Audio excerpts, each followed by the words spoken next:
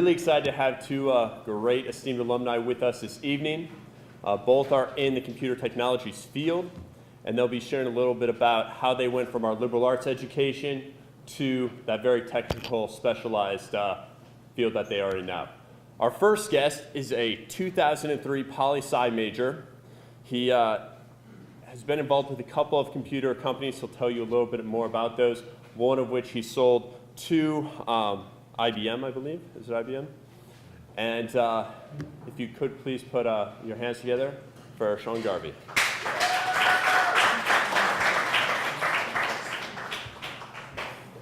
Hi. Nice to see you all here. Thanks to Greg for inviting me out, and Tom McFadden. I'm very, very happy to be here. So let me just start with who I am and what I do and how I ended up here, and blah, blah, blah. So I appreciate Greg thinking I'm 10 years younger than I am. I actually graduated in 1993, although I'm sure my youthful good looks belie that. So yes, I am involved in the technology field, and it's quite by accident. When I graduated from Christendom, I had a freshly minted poli-sci degree, and I'd written a fascinating thesis on the Soviet mindset, and I have brought copies, so, and I had really no earthly idea what I was going to do with my life. You probably all were born in 1993? Is that true? Later? Okay. Great. So, well, there was this crazy time called 1993. Anyway, it was right at the beginning of the internet. It was before the internet. So, when I graduated, I came from New York City. New York City was going through a recession. There was no work up there. I was introduced to the wonderful bubble of Northern Virginia, and I got a job, $10 an hour, at a company called Evergreen Technologies, and they wanted me to edit WordPerfect documents. This was my first job. 2 months later, I got hired full-time for the princely sum of $24,000 a year, and my first thought was, I honestly don't think I can drink that much beer. So it was very exciting times, heady times. I subsequently, my partner and I, Steve O'Keefe, who some of you may know or have heard of, he's a board member at Christendom. We got noticed by the director of information systems. He said, hey, you guys are pretty smart. Come and work for me, and I'll train you on the stuff I do. I was like, all right, cool. At that time, early to mid 90s, if you could fog a mirror, there was a lot of opportunity, right? If you stood still, you were going to get a raise and something else because it was a big, big tech boom. So I was able to navigate my way around. I worked for Boeing Information Systems. I worked for a couple of consulting firms in New York City for clients down in DC, and ended up finding myself that I was a systems administrator, right, with my poli-sci degree.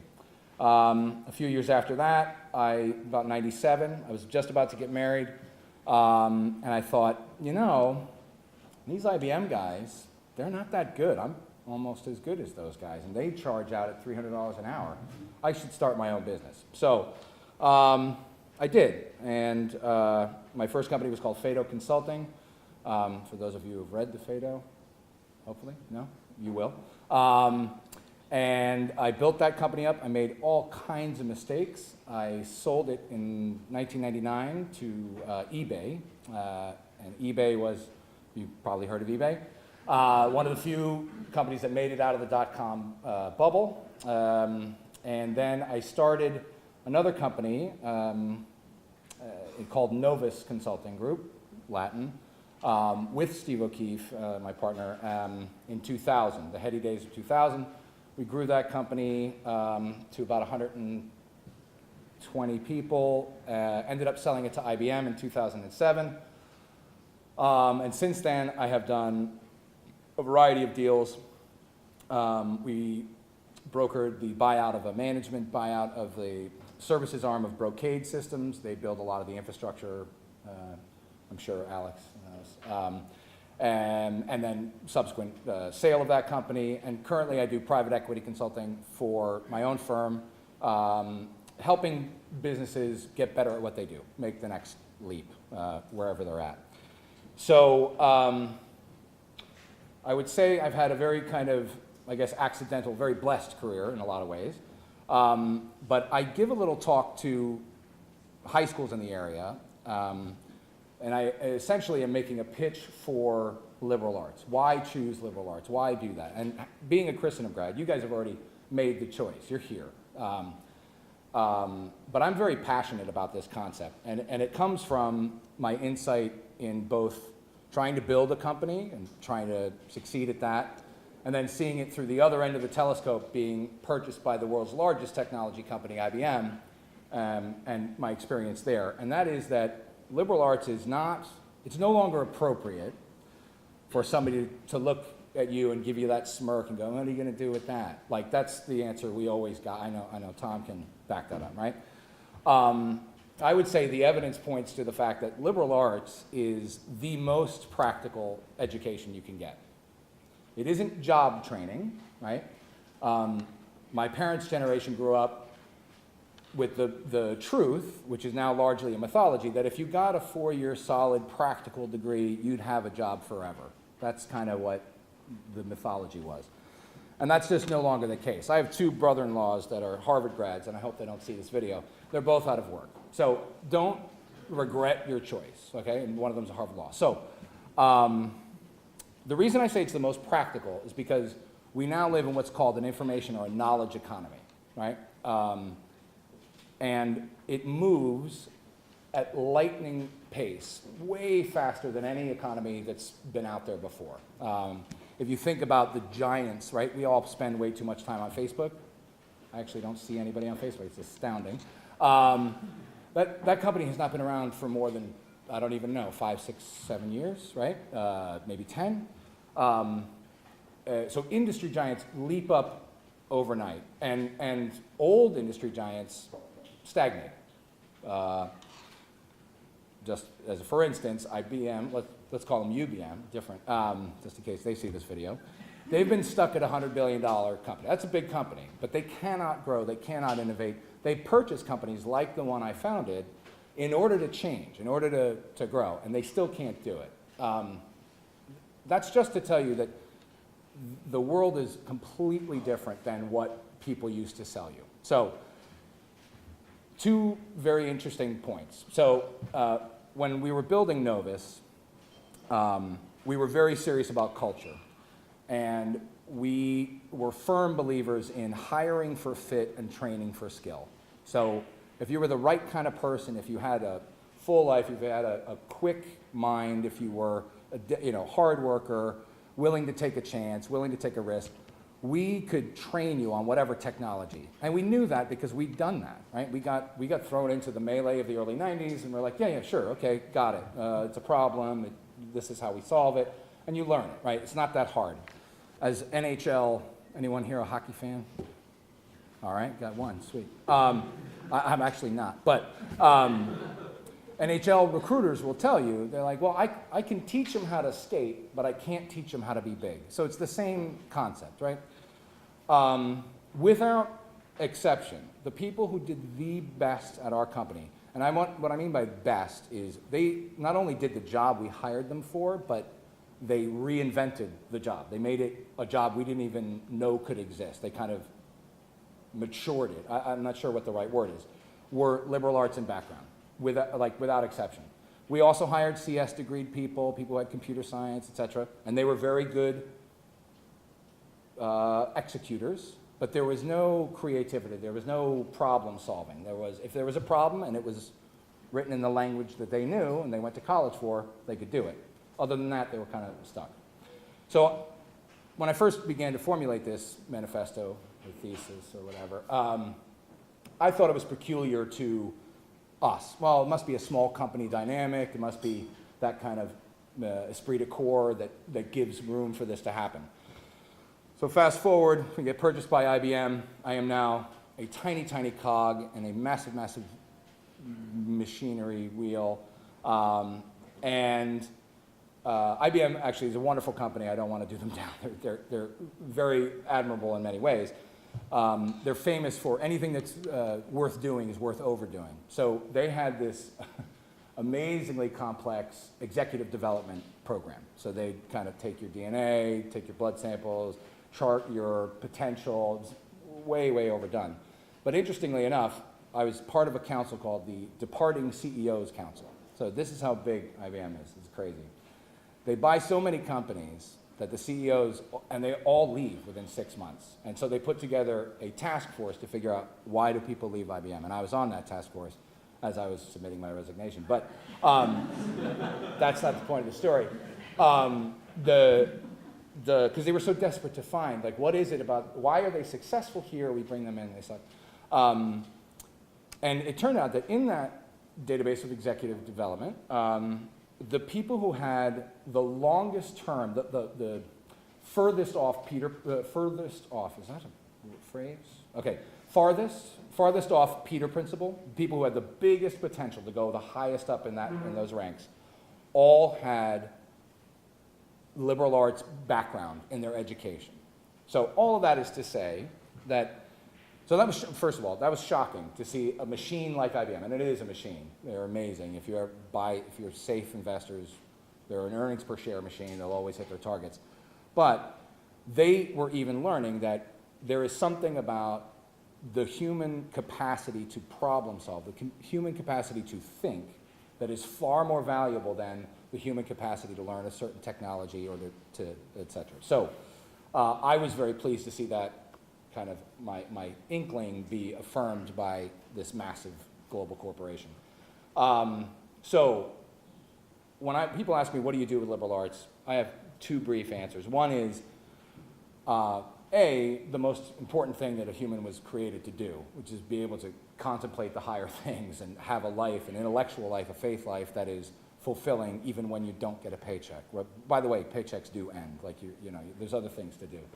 But number two, I would strongly posit it's the most valuable education you can get, because the knowledge economy will not, if you think you can go to a four-year engineering degree and learn what you need to know, by the time you graduate, all of the foundational technologies will have changed, all of the language will have changed, you'll be a dinosaur before you even get out. So what you're doing, the capacity to think, the capacity to problem solve, is really actually the best training you can get for the career market.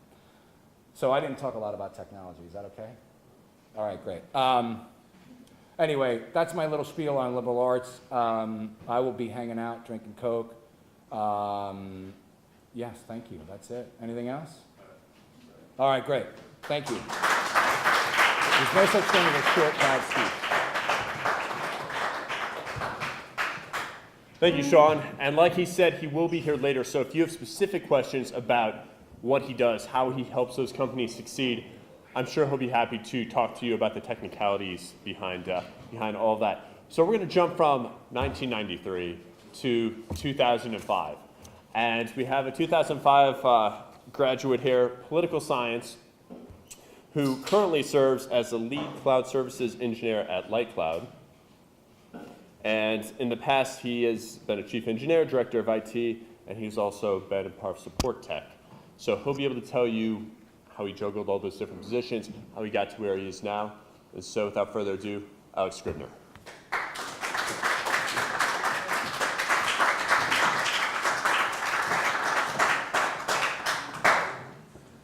Thank you.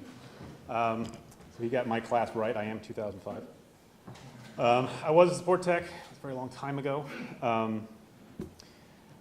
Like Sean said, the Christian degree, what you get out of here is the ability to learn new things. It sounds trite. Everyone says it. You hear that a lot. It's the kind of thing you tell yourself at night when you're hoping you're going to have a job when you graduate. But it's true. In technology especially, if you've learned it within the last 6 months, it might still be good. If you learned it 2 years ago, it's obsolete. You have to be able to learn things quickly. You have to be able to learn things on the fly. This most recent job I had, I was hired away from another company to come in and run this data center up in Baltimore. And the whole thing runs on VMware. So we have dozens of clients, each of whom have a whole virtual data center living in our infrastructure. Very demanding uptime requirements. Really impressive technology. We got a couple of $40,000 Brocade switches. I had never touched VMware when they hired me, and they put me in charge of this whole thing. And I said, I've never worked in this exact thing before. I worked at Hyper-V, I've done a lot of other stuff. I said, it doesn't matter, you'll pick it up, go. And that's how the industry is. You have to be able to jump into something you've never touched before, and you have to be willing to go after it, and you have to want to go after it. You have to want to learn new things, you have to want to pick up new things. Christendom does not prepare you for the actual job you're going to have outside of Christendom unless you become a Latin teacher. Any other job you're going to have to pick up post-Christendom. But with a Christendom education, you're going to be able to pick up whatever you go after. I remember when I was a student, for most of my time here, this was the library, but my senior year, they opened the new library across the street. At the time, the computer lab was in the attic of Regina Chaley, and they shut off the internet at midnight every night because they didn't trust us with computers after dark or something, I don't know. But I found that annoying, and my senior year, my roommate and I were in the basement of Fran's, and we decided that wasn't going to do for us anymore. So once this building had been emptied of the books, they had left the switches and routers over here, because there were computers in this building. And we actually came in the middle of the night, fall semester of senior year, and bought some very early Wi-Fi equipment, 802.11b, brand new, very expensive, built an antenna out of tinfoil and cardboard, mounted the equipment in the closet over here, and beamed internet access into the dorm, and then ran cables down from the attic of Fran's to our room in the basement. And we were online all night.